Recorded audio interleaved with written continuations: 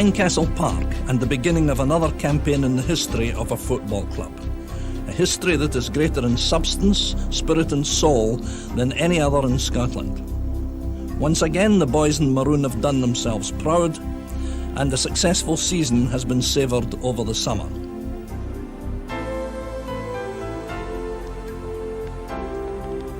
But in soccer, the summer break is only a short one, and soon enough the empty terraces of Tynecastle will echo to the roar of the fans and come alive again, roused in a flood of emotion as a new season gets underway.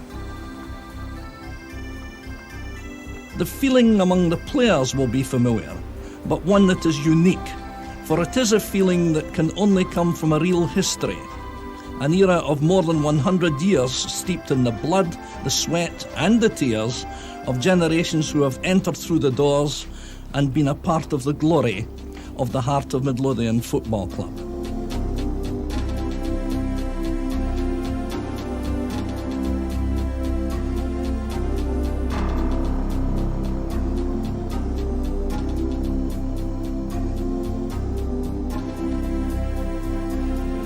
Edinburgh today is one of the finest and most famous of capital cities. Its familiar landmarks and historical architecture are renowned throughout the world. Under the reassuring gaze of the great castle above, Princes Street stretches like a colourful parade.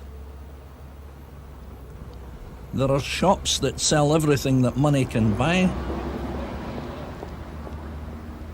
and a bustling transport system that goes about its daily business. Black and rocket-shaped, a monument stands towering above the tourists and shoppers, quietly watching over the hustle and bustle below. It was erected in honour of one of Edinburgh's most famous writers, Sir Walter Scott. Scott published his first historical novel, Waverley, in 1814, and this was followed by a string of others, including Ivanhoe, Rob Roy, and perhaps his most famous book of all, The Heart of Midlothian. The book was a masterpiece that has become a national epic. The origin of the football club's title is to be found in Edinburgh's most historic thoroughfare. Few stop to see or even notice the curious shape the cobblestones take at one particular place. In the high street in the old town, the cobbled causeway stones are a reminder, as in many cities, of an age gone by. Today, professional men and city financiers mingle with the tourists, surrounded by much of that same architecture that has bordered the street for centuries.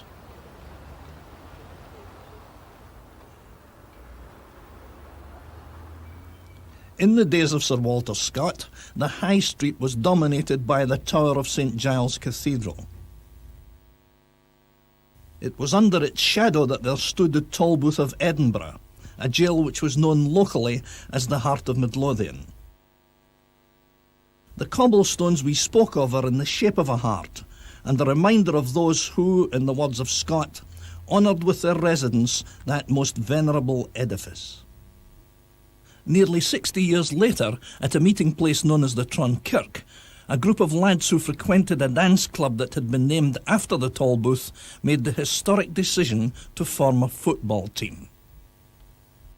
It all started back in the 1870s when football was becoming increasingly popular in this side of Scotland. Teams were springing up everywhere, and Hearts developed out of a group of friends who were kicking a ball around on the East Meadows. Once they decided to start a team, they had to find a name for it, and the name Heart of Midlothian was eventually chosen, and a right good choice it was. Once they had got a name, they had to find a captain, and a fairly novel way of deciding the captaincy was chosen. They had a 1-to-1 football competition, and the finalists ended up being Jake Reid, the goalkeeper, and Tom Purdie. Tom Purdie won the competition, and his name is associated as being the founder of Hearts. While Tynecastle today stands as a proud home to a century of achievement for Hearts in Scottish football, the team's original ground was a much more humble affair altogether. Football began for Hearts at the East Meadows, a public park which they shared with other clubs, including their great rivals, Hibernian. But even today, the Meadows are as popular a playing surface as they were all those years ago, and of course a sure breeding ground for the stars of the future. By 1875, Hearts were well established, and to commemorate their joining the Scottish Football Association and playing in the Scottish Cup for the first time, the players lined up for the first ever team photograph. Although looking at the all-white strip and long trousers, one could be forgiven for mistaking them for a cricket team. After disbanding briefly in 1876, Hearts re-emerged in 1877, sporting a strip changed to red, white and blue hoops. And in April the following year, with jerseys that had been dyed to the familiar maroon of today, Tom Purdie proudly led his men to win the club's first trophy, the Edinburgh Cup, when they defeated Hibernian 3-2 in the fourth replay of the final.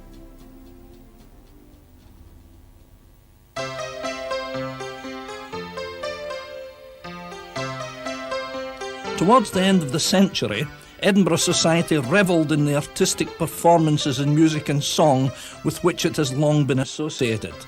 Exhibitions, festivals and concerts were a regular occurrence. Hearts were by now very much a part of the Edinburgh scene, and this was illustrated by an annual concert that was held every year between 1879 and 1901. These were popular occasions and well supported by all connected with the club. The next job was to find the ground, and in the early days we played in public parks around Edinburgh, went down to Powburn, had our own ground at Powder Hall, before moving here to the Gorgie area in the 1880s. Because of the extension of the Edinburgh tram services around this time, the club were able to make this move out of town. However, the original Tynecastle ground is now an abundance of bustling buildings lying between Wardhaugh Street and Wardhaugh Place, less than a stone's throw from today's thronged terraces. Even as long ago as 1882, football teams had their stars and the game of soccer had its superstars. Hearts' captain in that year was Nick Ross, a strong attacking fullback whose tactics were said to have laid the foundations of scientific soccer. He is acknowledged to have been one of the first players to use the pass back to the goalkeeper. Ross was one of several players lost to English clubs. This forced Hearts to make illegal payments to top men, and in October 1884, Hearts became the first club to be suspended, albeit briefly, for professionalism, an illegal act under the Scottish Football Association rules. Having moved to their new ground on the 4th of April 1886, Hearts won their first home game, beating Bauld and Wardhaugh 4-1 with goals by Henderson, McNeil and Tommy Jenkinson, who scored twice. Jenkinson, part of the Hearts team that regained the championship of the East in 1889, was also the club's first international player, representing Scotland in a 4-1 victory over Ireland in February 1887. Hearts were one of the founding members of the Scottish League in 1890, and that season the team captained by Johnny Hill won the coveted Scottish Cup for the first time, beating joint league champions Dumbarton 1-0 in the final. The Cup success was closely followed the next season when Hearts won the Shield and the Charity Cup. The quality of the players was recognised in 1891 when Isaac Begbie, Johnny Hill, John McPherson and Davy Baird were all selected to play for the national team against England at Blackburn. Never since have so many Hearts players represented their country at the same time against the old enemy. With all the success, there was still one trophy that Heart of Midlothian wanted to win more than any other. Finally, in the 1894-95 season, it was this team that won the Scottish League Championship for the first time. They were totally dominant throughout a season in which, at one stage, they won 11 games in a row, which included a 1-0 win at Ibrox and a 2-0 victory at Celtic Park, plus a further thrashing of Celtic when they beat them 4-0 at Tynecastle towards the end of the season. In the last years of the 19th century, we had a fair bit of success, winning both the League and the Scottish Cup on 2 or 3 occasions. For Hearts supporters, the most important one was undoubtedly the 1896 Scottish Cup final, which was in fact the only Scottish Cup final not played in Glasgow. And it was Hearts played Hibs, we won it 3-1, and we've actually got the ball in the trophy cabinet. And here it is, the actual ball used in the match. Very different from the type we use nowadays, but it was put into the Hibs net 3 times on that day, and the Hearts supporters will never forget it. In front of a crowd of 17,000, the match had even greater significance, as Hibs had only just joined Hearts in the First Division that season.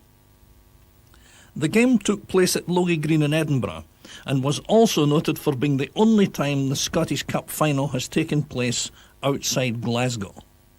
The Hearts scorers on that memorable day were Davy Baird, he's the one on the left, Willie Michael, and the third Hearts goal fell to Alex King. In 1896-97, Hearts won the Scottish League Championship for the second time.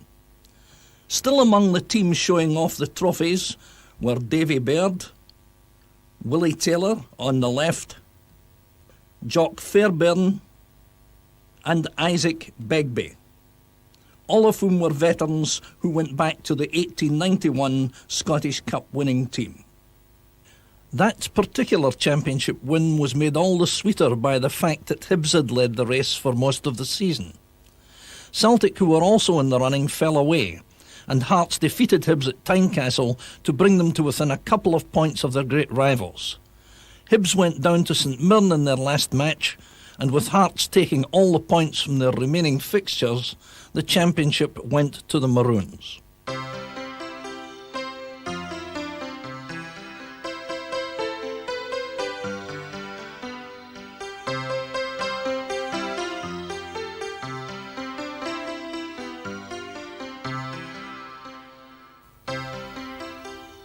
The turn of the century saw continued success for Hearts, with a magnificent cup run in 1901, culminating in the defeat of Celtic in the final by 4-3. The winning goal was scored by Marky Bell, who eventually emigrated to Australia. It was said that he could run 100 yards in 10 seconds. The team arrived home to parade the trophy in a brake hired from the Edinburgh Tramway Company. The Hearts team that set out in the 1902-03 campaign did well to take the club once again to the Scottish Cup final. Victory, alas, was not to be repeated, with the club suffering a 2-0 defeat in the second replay of a titanic final against Rangers. Among the players that day was Charlie Thompson, one of Hearts' greatest players. He joined the club in 1898, and while at first he played centre forward, by the time the club reached the final in 1906, Charlie had dropped back to centre half and was by then the club captain. He went on to be capped 21 times for Scotland, 12 of them while with Hearts. For Lanark were the opponents in the 1906 Cup final, and George Wilson was the scorer of the single goal that divided the teams. In the same season, Hearts just missed out in the double, finishing second in the league to Celtic. The year before that final, in 1905, the present limited company that owns Heart of Midlothian Football Club was formed. This brought financial stability and the means to develop the ground. Throughout this glorious period in the history of Hearts, one player stood out among them all. His name was Bobby Walker. His record and achievement was remarkable, playing in all around 650 games for Hearts. And even although he wasn't an acclaimed goal scorer, he still managed to notch up over 250 goals before he retired in 1913. As an inside forward, he was unrivalled, and this was underlined by an international career that spanned 13 years and a Hearts record of 29 caps, but Walker's caps were among many won by Hearts players during this period. Bobby Walker and his teammates pioneered the way into Europe for Hearts as early as 1912, when in the close season the club travelled to Scandinavia. Another major landmark for Hearts came in 1914. In April of that year, the old grandstand was demolished and replaced by the structure that stands today. Designed by Archibald Leach, the final cost after completion was £12,000, an enormous amount of money in those days. This resulted in the club being forced to sell their top striker Percy Dawson to Blackburn Rovers for £2,500. There was little solace in the fact that the transfer fee was a world record at the time. Even with the sale of Dawson, the club still found itself in serious financial difficulties for many years. Dawson was just one of the many excellent signings made by manager John McCartney, who took charge in 1910. But everybody's lives were about to be affected by a greater event, which would have far graver consequences than any financial matters. 1914 saw the outbreak of the First World War, when millions laid down their lives for their countries. Perhaps the greatest moment in Hearts history came in the First World War. The Hearts side, which was top of the league, and a very young side, volunteered to join the forces. That act alone won them popularity in the whole of the Edinburgh area. 7 players paid the ultimate sacrifice, and very few were able to play again. Notwithstanding all this, Hearts incredibly still looked as if they were going to take the league championship in 1915. But it was too much to ask, and with their strength sapped with military training, they were overhauled by Celtic in the final weeks. Many of them joined C Company of the 16th Royal Scots, under the command of Sir George McCrae.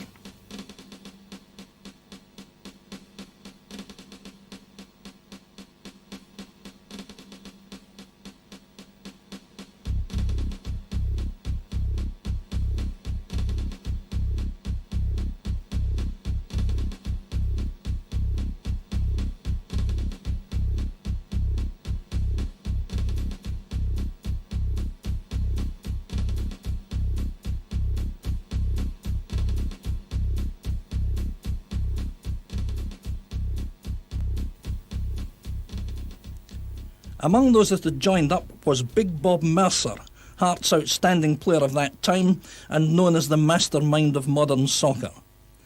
Since arriving at Tynecastle in 1908, he had won 5 league honours, as well as being capped for Scotland.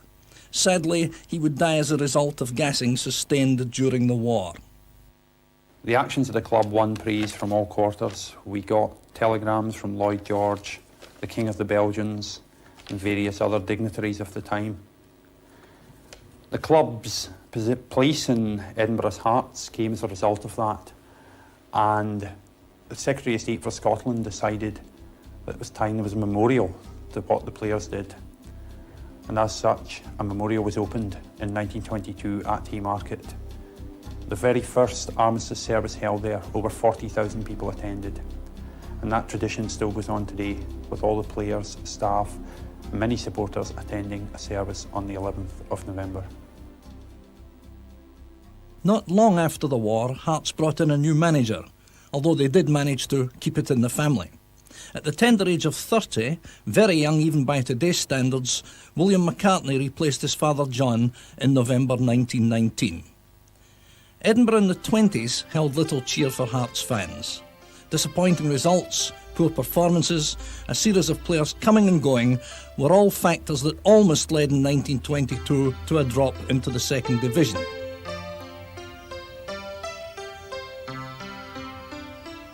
The period did, though, have its brighter moments.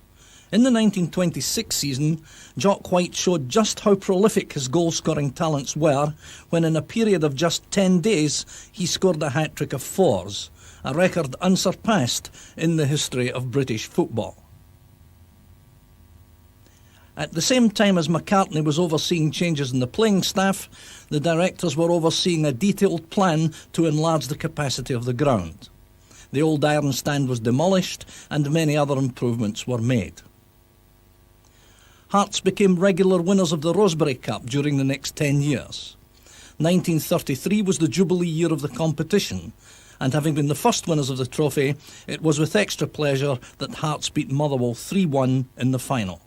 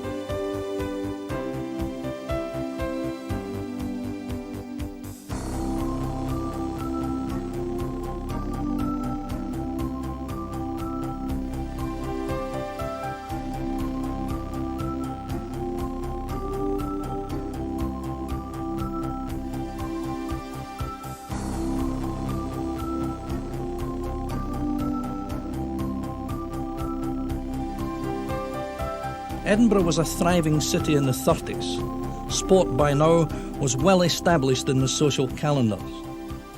Rugby internationals were attracting enormous crowds to the new stadium at Murrayfield, which had taken over from Inverleith in 1925.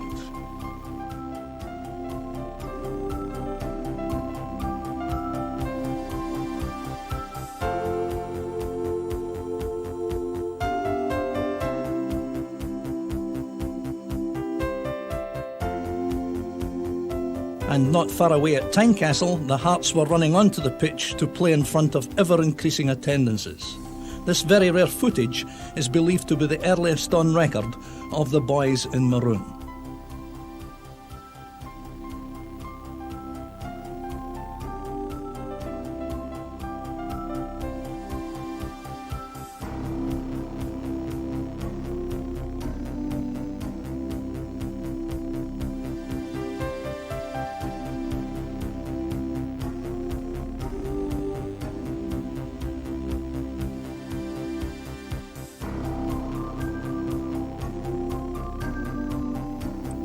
More records were written in the 30s. There was the biggest win in senior competition in 1937 when Hearts defeated Kings Park 15-0, and on the 13th of February 1932 a record attendance of 53,396 turned out to watch Hearts in the Cup against Rangers. Hearts' brilliant individuals of the 30s could always pull in the crowds. There was Dave McCulloch, senior with Brentford, who in a brilliant first season in 1934-35 finished top league scorer in Scotland with 38 goals. Alec Massey, one of Hearts' finest wing-halves and latterly with Aston Villa. And Freddie Warren, a left-winger and the only Hearts player to have been capped for Wales. Then there was Barney Battles, who scored an amazing 31 goals in his first season and a record-breaking 44 league goals in 1930-31. He added his name to local folklore with 11 goals against Hibs in just 4 weeks in 1929. Another 30s player was Bert McGurdy.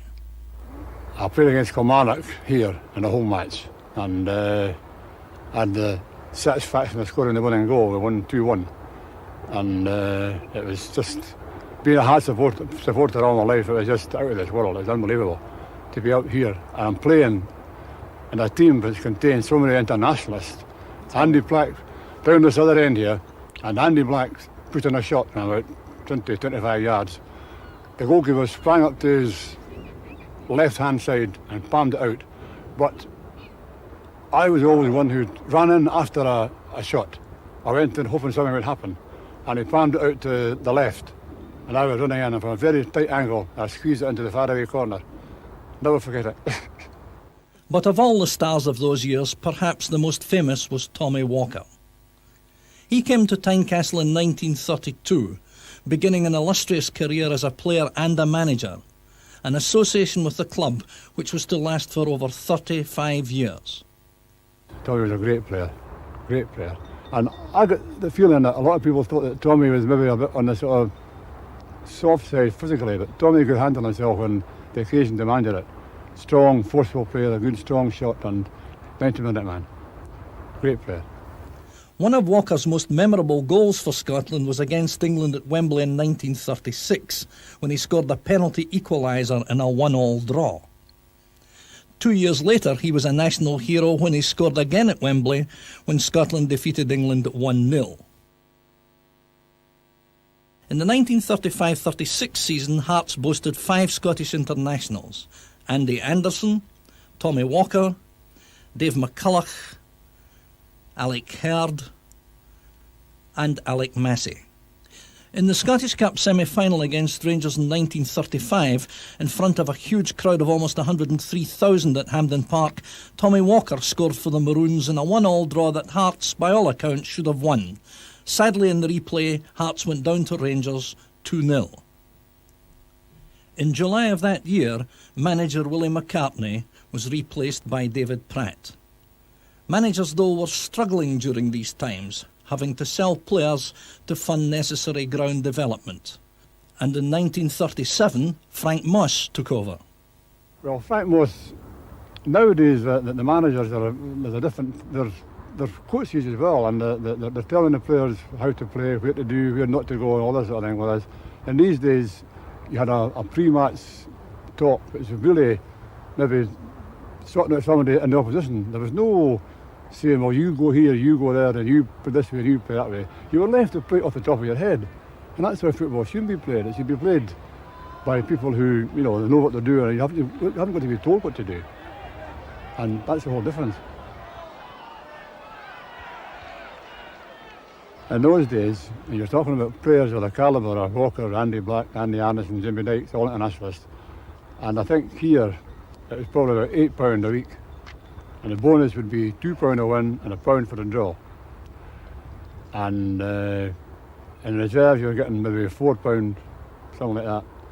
And you had a bonus there as well. Only three teams paid a bonus in those days in the reserve team, and that was Hearts and Johnstone and Celtic. And you were paid the princely sum of 5 shillings for the draw, 25 pence, and 50 pence for a win. So that was the difference in there. What they get paid now, well, I just don't know, but I know it's a lot more than £6 or £8. The onset of the Second World War in 1939 once again saw many of the Hearts players answer the call to duty. The club relied on guest appearances to put teams together. Men like Bobby Baxter, a gritty defender who often pulled on a maroon shirt within an hour of finishing his shift at Gilmerton Pit. Among other famous guests during the war period was Frank O'Donnell of Aston Villa. The club achieved some very notable results in this period before Tommy Walker went off to war, reaching the Southern League Cup final in 1940-41. On May the 11th, 1946, Hearts provisionally signed a young man from the Edinburgh mining village of New Craig Hall. His name was Willie Bauld. After a time of experimenting, manager David McLean finally put the names of Conn, Wardhaugh and Bauld into the Hearts lineup for the first time in October 1948. The trio tore a shell-shocked East Fife side apart as Hearts thrashed them 6-1, with Bauld scoring a debut hat-trick, a feat he repeated the following week against Queen of the South. It was the beginning of a new era. The curtain had risen for the terrible trio. Bauld was a classy centre-forward who possessed stunning ability in the air.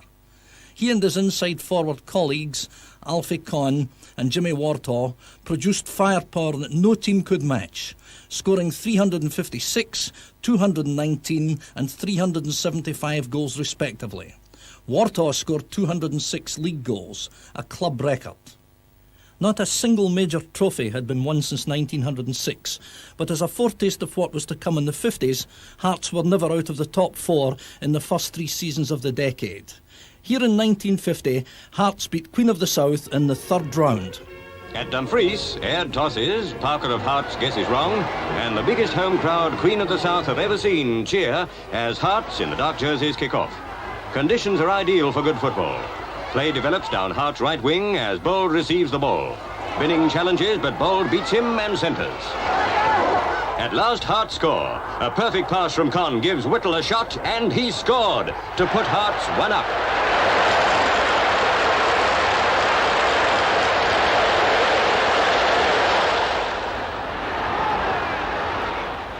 2 minutes to half-time, Hearts scored again after a corner kick, when Glidden hooks an awkward ball into the net.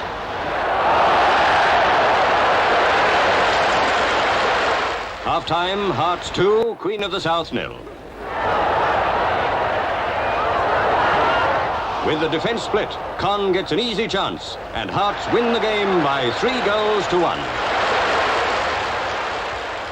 Starting in the 50s, or the late 40s, that the Conn, Bauld and Wardhaugh came along.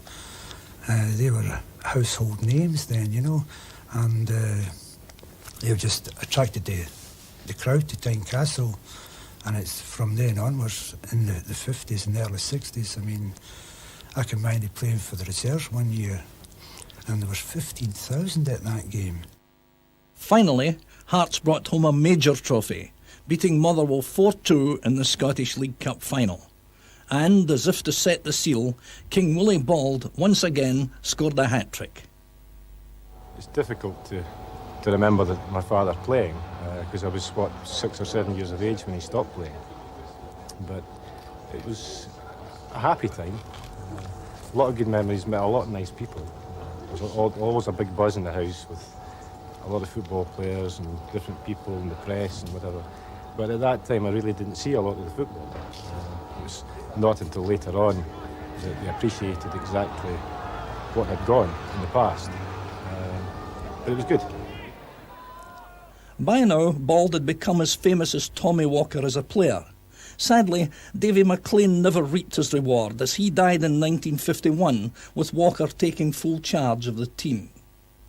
A lot of the players at that time, of course, were signed by Dave McLean before Tommy Walker came on the scene. But when his own quiet way, because he was a gentleman anyway, and but the situation was still that all the boys that were there wanted to play for the Hearts, and that was the big thing. And he just, as he always used to say, he dotted I's and stroked T's. That was what he just always come out. Then on the 21st of April 1956 came one of Hearts' greatest moments. In front of 133,000 people, they met Celtic in the Scottish Cup final. The Celtic attacking before the Hearts goalmouth. The defenders get the ball away, but Celtic are soon pressing again. Hearts right half Dave Mackay fails to stop them, so does right back Kirk. But Kirk chases after the ball and manages to deflect it over the line. Now a Hearts attack. Alfie Conn loses it. Jimmy Wardhaugh gets it away. He's impeded, but Mackay comes to the rescue. Alfie Conn races to beat the Celtic defence. He gets through, passes to Ian Crawford, and Crawford slams it home. Second half, with Hearts battling to increase their 1-0 lead. A quick tussle and Celtic managed to clear for the moment. But centre-forward Willie Bauld soon brings it back down the left wing.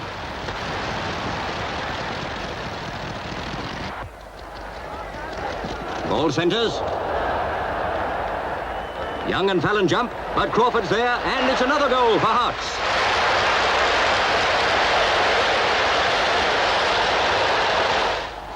The ball goes loose and Hearts kick upfield. Willie Bauld beats Bobby Evans, Alfie Conn shoots, and Beattie can't save it. Hearts 3, Celtic 1. And that's the final score. It's 49 years since Hearts were in the final. On that occasion, it was Celtic who beat them 3-0. Hearts have had to wait for half a century to get their revenge. Now, at last, it's theirs. And so is that precious cup. Finally, the inevitable happened when in 1957-58, Hearts won the championship for a third time. Here, seen leading the celebrations, is Dave Mackay. His influence motivated a team that was awash with stars. So much of an enthusiast, Dave. He had fantastic ability and a very infectious spirit. You know, if the game wasn't going well, Dave could grab it by the scruff of the neck, you know, and he installed something himself and Bobby Parker that the Hearts didn't have after all the years that we were talking about. Dave was never beat. Never beat. And he was always classed as a hard man, but Dave was a very good footballer as well. And I certainly think that in that time, was when the enthusiasm was put in, the bite that Hearts didn't have. They made a fantastic contribution towards that. Now it's Hearts on the attack. Right winger Alex Young beats the backs and shoots. But Stewart saves brilliantly. In scoring 132 league goals, a new record was achieved.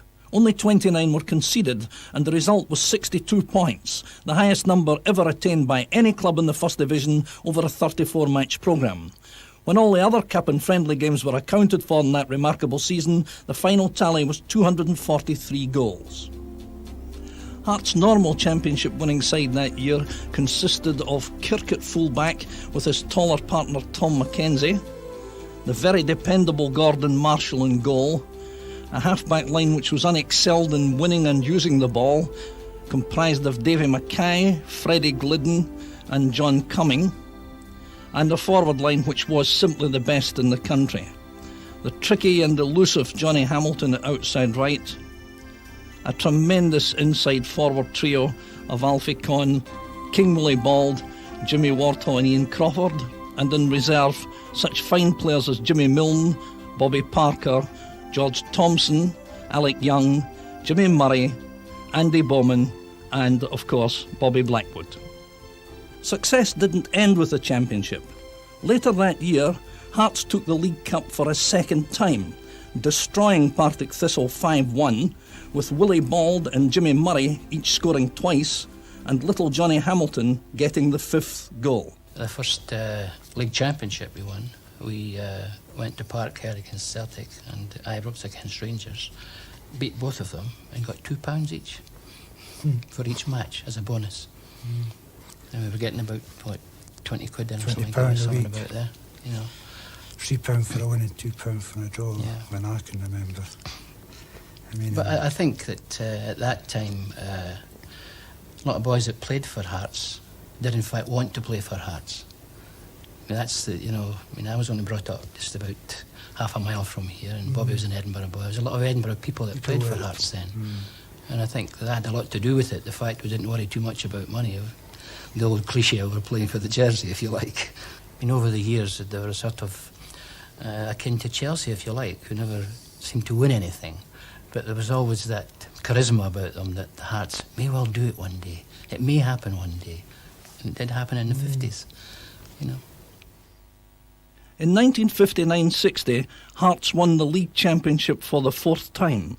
The 50s had been truly remarkable, an unforgettable period, and it was fitting that that season also saw the League Cup retained with a 2-1 victory over Third Lanark, with goals coming from Alec Young and from Johnny Hamilton. The club also enjoyed its first truly competitive European experiences against Standard Liège in 1958 and 2 years later against Benfica. Often those games are commemorated with special gifts, many of which adorn the club's trophy cabinet. But all good things come to an end, and as the light faded out for the decade, so it did for the Maroons too. Injuries took their toll in Bauld and Wardhaugh. The trio disbanded, and the greatest side in the history of Heart of Midlothian Football Club was breaking up. Willie Bauld was not forgotten. These touching words are on a bench in Gorgie Road. The thought that from this life he's free leaves the heart so cold, so chilly. But to older fans he'll always be Tynecastle's own King Willie. Over to Wallace. That's top scorer this season with 7 goals. Dangerous one. Quite penalised there for using his elbows to get up to that one. In 1964-65, Hearts had a magnificent season, losing the championship by an incredible .04 of a goal to Kilmarnock. One of the highlights was a fine win over rivals Hibs. Nice one out to Traynor.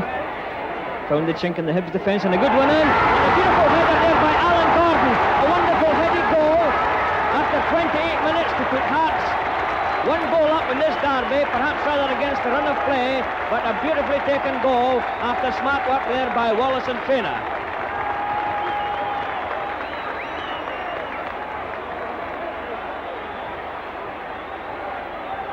Well, that's really set the cat among the pigeons here. Hibs were rather doing more of the attacking. But that beautifully headed goal by young Gordon, who's studying economics at Edinburgh University, may very well inspire Hearts, who, as I say, haven't lost a game here since 1952. And gaining in confidence all the time as a result of that very nicely headed goal by Gordon. Trainer, right-footed, and Gordon again, completely in the clear, unmarked, just too far ahead and cut off there by McNamee. The Trainer's picked it up, moving dangerously on Hibs' goal again. And just fails to get his crossover, but now Gordon's taken the block. Very neat play, and it's into Wallace inside the penalty area. And it's the second goal. Billy Wallace there from inside the penalty area, right-footed, shot Hearts into a 2-0 lead after 31 minutes. And that makes it 8 goals this season for Willie Wallace. Tremendous turn-up, but a great display of chance snapping by the Hearts. Martin trying to chase that one, just failed to cut off that pass back by Anderson. And there goes the half-time whistle with Hearts 2-0 up with goals by Gordon in 28 minutes and Wallace in 31 minutes.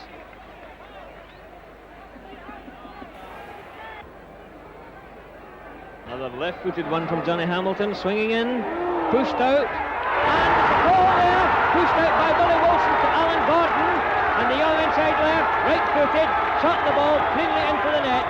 Not a very good clearance there, I'm afraid, by Billy Wilson, but the chance snapped up very well and very smartly by Alan Gordon after 19 minutes of the second half. Here's Eric Stevenson, headed away by Poland. Forward now to Gordon, out in the right wing, into the penalty area, right-footed across, punched away, there by Wilson, and Tommy White, a cracking shot right-footed, right into the middle of the goal. And now Hearts go 4-2 ahead in this rollicking derby game here in the rain at Easter Road. A good move there by Wallace, he's coming through on his own, 25 yards out, and a low shot there, turned away for a corner by Wilson.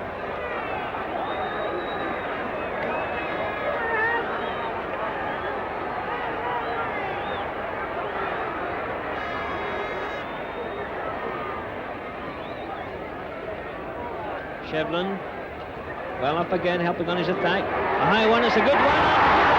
Onto the head there of Tommy Trainer, unmarked on the post, and with only 2 minutes left for play, Tommy Trainer has scored the 5th goal for Hearts, and it's now Hearts 5, Hibs 2.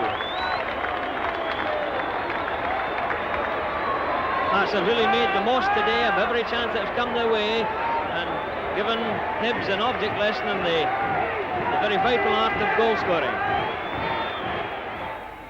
In 1966-67, manager Tommy Walker finally parted company with the club, and Willie Wallace was transferred to Celtic. The unsettlement did little to help a challenge for trophies, and it wasn't until 1968, under new manager John Harvey, that the fans were given hope with a Scottish Cup run that was full of drama. Donald Ford scored the only goal in the dying seconds of an exciting quarter-final replay against Rangers, but the final brought disappointment with a 3-1 defeat by Dunfermline Athletic. Hearts, who had more of the ball in this first half, set up a reply raid and began to look as though they really meant business. The ball came into the centre, but was quickly sent back to the wing. Ford returned it to the middle, and Dunfermline were under heavy pressure. After the loss of the second goal, Hearts replaced Jensen with Moller. Moller hit the ball, which deflected off Lunn into his own net. At last, Hearts had scored.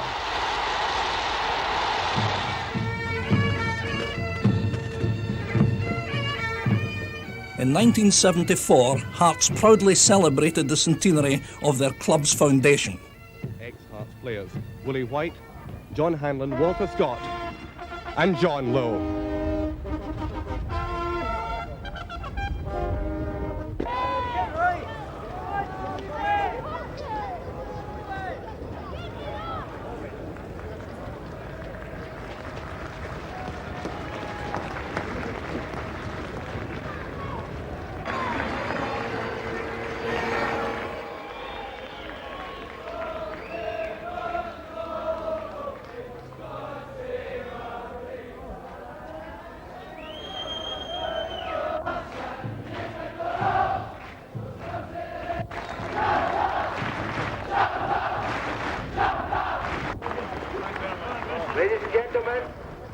Football captain John Watt is presenting a silver salver from the Motherwell Football Club to mark the Hearts centenary. And this same silver salver presented by Motherwell Football Club proudly stands as a tribute to the achievements of the past. Hearts were runners-up in the 1976 Scottish Cup final, but then disaster struck. For the first time in the history of the club, Hearts were relegated from top-class football. In 1978, they secured promotion to the Premier Division, but success was short-lived. The team once again suffering relegation and the sale of their star player, Eamon Bannon. I think this definitely suffered from mismanagement, not just the management of the team, just I think at boardroom level and everything, which definitely was a trend in Scottish football. Used to laugh in these days, like Tuesday morning. It'd be me and Willie Johnson running around the track, and at these times used to have the sheriff's officers in the place all the time, you know, pricing all the equipment, like. And I remember we used to have a laugh about it. Wee Bud would say, "Keep running," like, in case they put a price on us. Hearts were very fortunate that they got it sorted out at that time when they got promotion. They brought in Alec MacDonald, Sandy Jardine, who did an exceptional job. They got things in order off the field with Wallace Mercer, and as I say, it was an exciting time, and Hearts for once started to look as if they were going to be a big club again. So all of a sudden it went the other way, and Mr Mercer came into it. But like everything else, the board at that time were obviously trying to get players, and we managed to get two big players, and all of a sudden we had no money to pay them. And after that, then we had to go with free transfers and kids. And but he's a big part in the club, there's no question about that. I sat down with the team skipper, which is Alec MacDonald, and I said, "Look, Alec, we've got no more money. If we've got 10 new players, you and I are going to have to try and see what we can do." So he and I decided he wouldn't sit behind the manager's desk and I wouldn't sit behind the chairman's chair, and we'd have a crack at this. And frankly, I think we got the atmosphere right, and we brought in one or two senior pros. Alec and I go back. I mean, I've got nothing for the greatest respect for him. He's like me, an ex-Blue Nose, you know, Rangers supporter. Good principles, 10 years at Rangers, a winner at European level and everything else. Great servant to the Hearts. And the one thing, when the day came that he had to go, he stood up and came round and shook my hands and, "Mr Mercer, it's been a privilege working for you and for Hearts Football Club." A man of dignity. Dignity and pride are characteristics of everyone involved with Hearts. 35 years ago, as a young assistant, Willie Montgomery looked on with tremendous pride at construction work in the new stand. Today, as head groundsman, he recalls the pitch conditions at Tynecastle when he first arrived. Very heavy conditions on the field. Had been raining very heavily for about a month, I think, by the look of it. And it looked like a cabbage patch. However, eventually it dried up and we got it sorted out. But there didn't seem to be as much grass on it then, somewhere or other, as there is now. And maybe we've had better machinery on it or something like that, you know. A club can no longer survive on gate receipts alone. The sale of programmes, scarves and strips help to bring the money in for equipment and for Willie's new machinery. Football clubs who want to progress have to make the most of their resources. Now, the money that comes through the turnstiles, while still very important, will not finance a successful football club in the modern era. So there has to be more to it than that.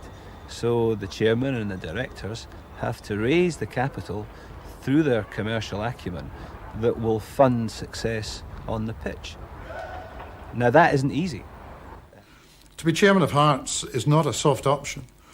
Your customers expect you, your supporters expect you to compete with the best, but realistically you do it with one hand behind your back all the time financially.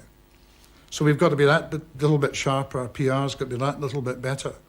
And commercially we came up with a lot of bright ideas, which have certainly been covered by other clubs. And in fact, the commercial side of this business is really very profitable. I think a lot of people would be quite proud of that segment. But frankly, it is secondary to the performance in the field. Because unless you have the product in the field, all the rest is a waste of time. Fancy stands and all the woolly hats in the world won't in any way change the performance in the park. Even if you get the money side right, you're not guaranteed to get the football side right. That's in the nature of the unpredictability of football. But what is absolutely unquestionable is that if you don't get the financial side right, then you will never get the football side right.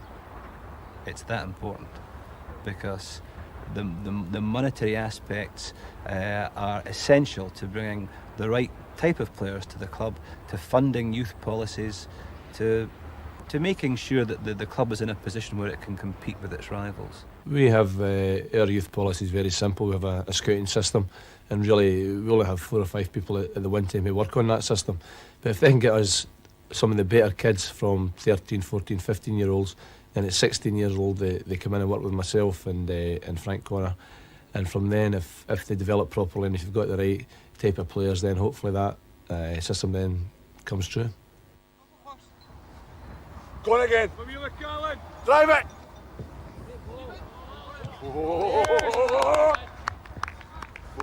I've got quite a good man management. I can get on with people very well. Most people of the different facets in football, you know, with the top guys, the young boys, the in-between boys, the reserves. And over about 20 years I've been in this side of the game.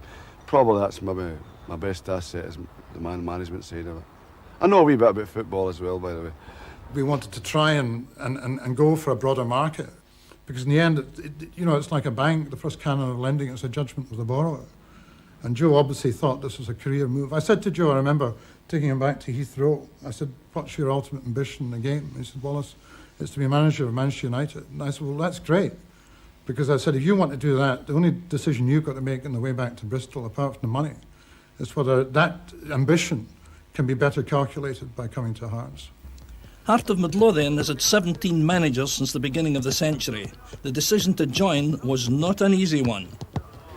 Yeah, it was a very difficult decision, because I had started something at Bristol City, and it was a good club, and I had built a team there, and there was a lot of hours went into it. But I had the opportunity to come here, to come to the Hearts, a team that I remember from my youth, who I thought had potential.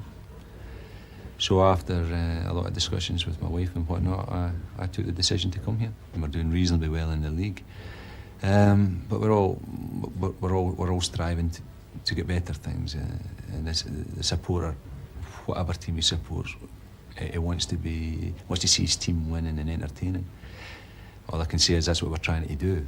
We're doing our utmost. There are circumstances that are thrown in front of you, there are injuries, suspensions and whatnot, but all teams face these factors. You're just trying to get a settled team and to get the best out of that team as you possibly can. One of the great stalwarts of the Jam Tarts in the 80s and 90s has been goalkeeper Henry Smith.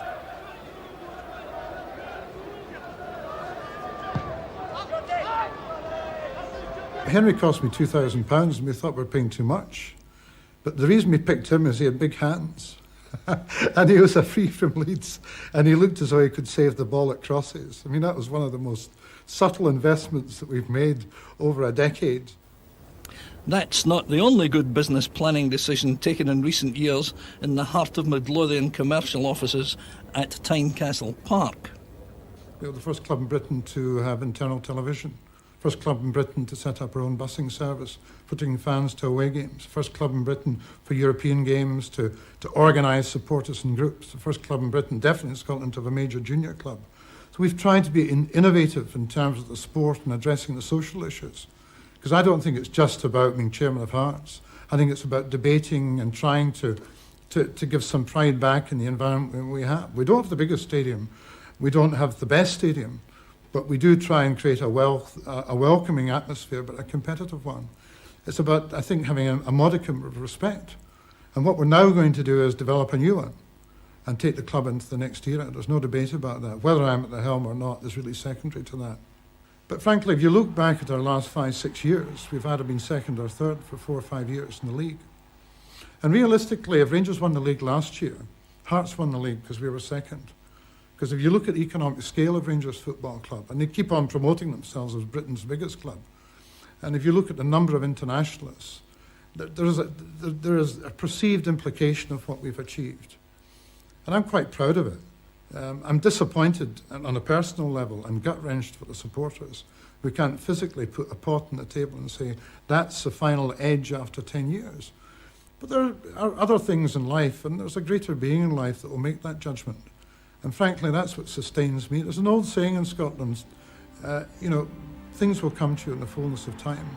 It may not be in my era. That doesn't mean to say I've not got to give it a go.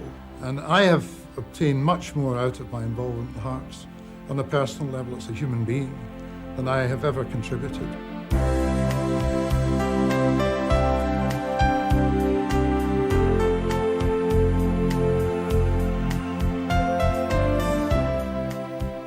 To me, there's only one team in Edinburgh, and that's the Heart of Midlothian. It's my life, they're my life. What I've worked for all the time. The best club to play for in Scotland. A good spirit, strong spirit, and belief in the club. That was the biggest single thing for me, was the real passion for the club.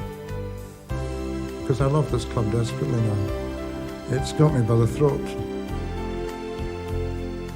We've got a lot of happy times here. A lot of heartache, but a lot of happy times. Oh, for me, it's a way of life. Simple as that.